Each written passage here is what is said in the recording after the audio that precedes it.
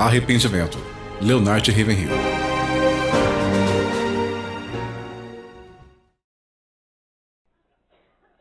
Ele usa aquela palavra que ninguém gosta. Arrependa-se. Arrependa-se. Não apenas confesse seus pecados, abandone-os. Fuja deles. Uma antiga definição diz que arrependimento é deixar o pecado que eu praticava antes e mostrar que eu estou sinceramente pesaroso ao não praticá-lo mais. Se um homem nasceu de novo, genuinamente, todas as coisas velhas já se passaram, todas as coisas velhas se passaram, eis que tudo se fez novo. Sabe, temos pregado o evangelho aceitável hoje em dia, fazendo dele o menos doloroso que podemos, e tudo o que fazemos é dar uma injeção nas pessoas para que elas adormeçam e vá para o inferno mais rápido. Nós precisamos de uma pregação infernal sobre arrependimento. Se qualquer homem, em qualquer lugar, em qualquer momento estiver em Cristo, ele pode ser o mais torto, pervertido, carnal, cruel, pútrido homem do mundo. Mas se o milagre da regeneração vem a ele, ele recebe um novo coração, uma nova mente, um novo espírito, uma nova aparência interna, uma nova aparência externa, tudo novo. Nós esquecemos a maravilhosa majestade do novo nascimento. As pessoas apenas acenam com a cabeça, fazem a oração do pecador e vão direto para o inferno, passando pelo corredor entre os bancos depois que inclinam suas cabeças sob o ombro do pastor. Sabe, eu duvido que 5% dos cristãos professos da América nasceram de novo. Assim como na Inglaterra.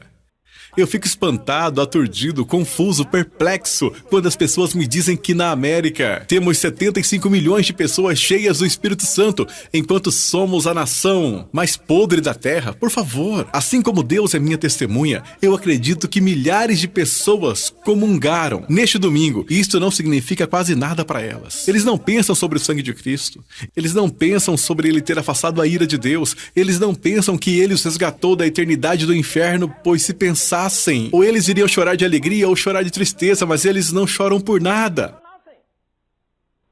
Lembra-se quando a Escritura diz, Jerusalém, Jerusalém, que matas os profetas? Por que nós não trocamos isso e colocamos América, América? Por que matas os profetas? 3.000 estações de rádio na América atualmente transmitem alguma coisa do Evangelho. Meu país, a Inglaterra, que deu ao mundo a Bíblia, que deu ao mundo o metodismo, que deu ao mundo o exército da salvação, os 2 maiores avivamentos depois do Pentecostes, está agora tão morta quanto o Dronte.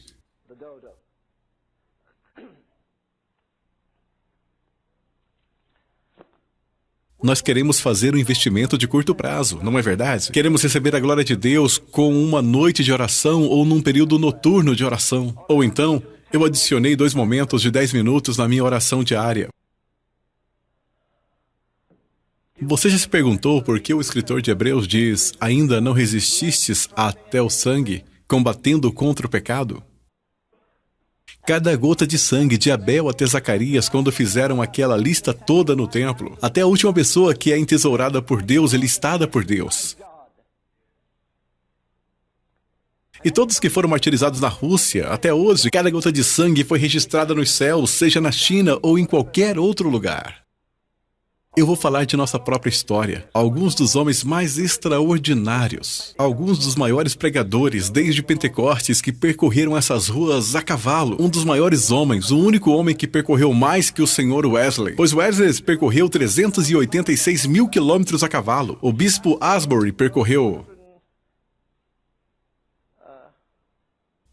3.800.000 quilômetros, se não me engano. Excedeu Wesley de qualquer forma. Nós tivemos uma tropa de grandes homens. E quanto a Jonathan Edwards? O homem que disse, grave a eternidade em meus olhos, não prosperidade. Que Deus nos ajude. Eu tenho pena daqueles pobres homens lá de Dallas, no trono do julgamento, que estão enganando as pessoas, levando-as a buscar bem-estar e riquezas. Quando a igreja é pobre, ela é mais rica em Deus.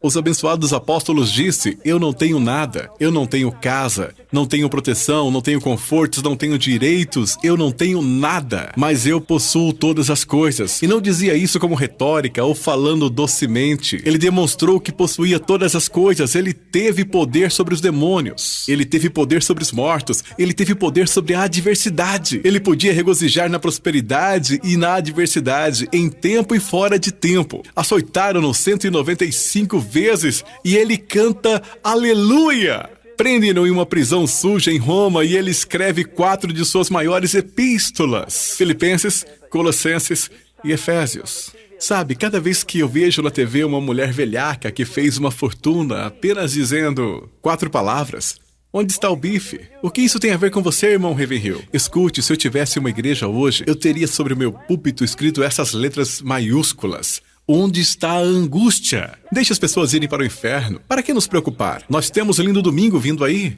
Nós temos tudo planejado. Nós esquematizamos os hinos. Nós sabemos quando o coral se levantará e quando se sentará e quando o Sr. Johnny se levantará e se sentará. Quando ele estará cantando ou qualquer outra coisa. Então nós daremos ao pastor um pouco mais de tempo dessa vez. Ele terá 21 minutos ao invés de 20.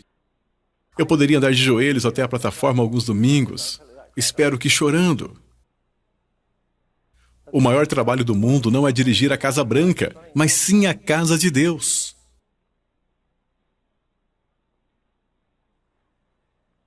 Jesus não é glorificado.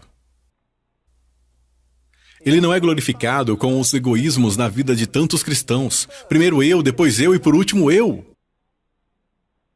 Ele tem prioridade em tudo, na minha vida, na minha alimentação, no meu sono. Na minha vida social, eu deixarei as pessoas de lado para passar tempo com ele? O maior dom deste lado do mundo é ser cheio, ungido e manter-se na unção do Espírito Santo de Deus. Sabe o que há de errado com a nossa geração? Eu te digo que o caminho de vida do cristão está espargida com pessoas famosas. Eu me lembro quando estava pregando na Austrália, o pastor na plataforma falou por trás de sua mão: está vendo aquele homem ali à direita, aquele homem grande e careca? Sim, você sabia que há 15 anos atrás ele foi o maior homem da Austrália? Ele tinha uma unção incrível. Era quase como se ele tivesse uma tocha em sua mão, passando por gramas secas e todos os lugares que ele ia, ele deixava cidades e povoados em chamas. Mas ele perdeu isso. Ele se envolveu com o dinheiro e com algo mais. Eu acredito que o único homem nesta terra que dá ao demônio alguma irritação é um homem cheio do Espírito Santo. Eu vi Deus fazer todo tipo de milagres. Pessoas saltando da cadeira de rodas, cegos recebendo a visão enquanto orávamos, aleijados. Mas estou fora disso agora. Você pode pensar que eu careço de compaixão? Bem, você tem o direito de pensar assim.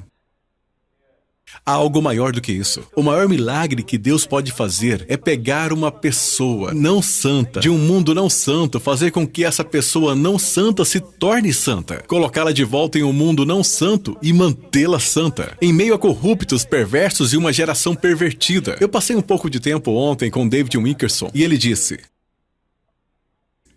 Len, eu cheguei à seguinte conclusão.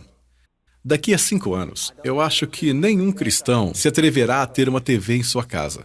Há uma nova invenção, você pode colocá-la no topo da casa. Acho que ele disse que custa $100 e você pode obter corrupção que você quer de todas as estações ao redor deste país. E como se não fosse o bastante, também de outros países. Nós estamos saturados com o mundanismo. O rei da América. Sim, nós temos um rei. Te digo o nome dele. Esporte. Ele tem uma esposa, sabe o nome dela? É entretenimento. Pense nos bilhões que eles ganham. Pense nos bilhões que vão para as empresas de esporte. Bilhões, bilhões indo para a pornografia. Isso nos perturba? Eu gostaria de ver cada igreja na nação fechada por uma semana pelo menos. Por que eu deveria pregar para vocês?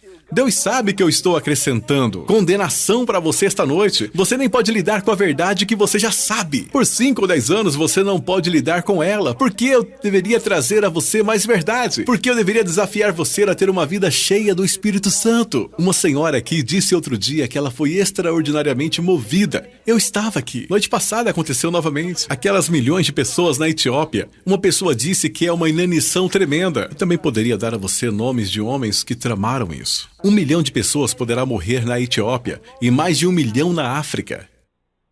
Há uma mulher com os seios murchos, com pequeninos mamando e não conseguindo nada. Ela então pega um pouco de água e as glândulas das crianças estão tão inchadas que quando ela tenta vertê-la sobre a boca da criança, a água cai sobre ela e a criança não pode nem mesmo tomá-la. O que eu quero dizer a vocês esta noite, eu acredito que a mesma coisa acontece nas nossas igrejas todos os domingos. As pessoas estão sufocadas e nós estamos tentando verter água da vida nelas. E elas estão tão condenadas e perdidas que não podem tomá-la. Elas ouvem as mesmas pregações ano após ano e ouviram as mesmas coisas da mesma maneira. Ele não derramou uma lágrima desde que deixou a madre de sua mãe. Ele foi ao seminário e ganhou uma cabeça larga e uma alma encolhida. Eu fico me perguntando por que Deus Todo-Poderoso não mantém sua promessa. Qual a sua promessa? Ele mantém a sua promessa. Está bem, eu direi a você o que ele em breve vai fazer. Ele vai expulsar a maioria das coisas não cristãs. Aquela cristandade organizada, religiosa, voltada às finanças, que não tem poder para transformar. Por que nós enviamos pessoas para outros países? Nós não podemos nem mesmo salvar o nosso próprio país. Um rapaz na TV diz: dê-me mais dinheiro, minha mensagem tem que entrar no Japão. Por quê? Porque eles estão perdidos? Eles estão? Sabe quantas mortes, quantos assassinatos os japoneses têm em um ano? 20! Nós temos a mesma quantidade em um dia no estado de Nova York. O que você acha? Eles vão virar as costas e dizer: coloquem o seu próprio país em ordem. Louvado seja o nome do Senhor.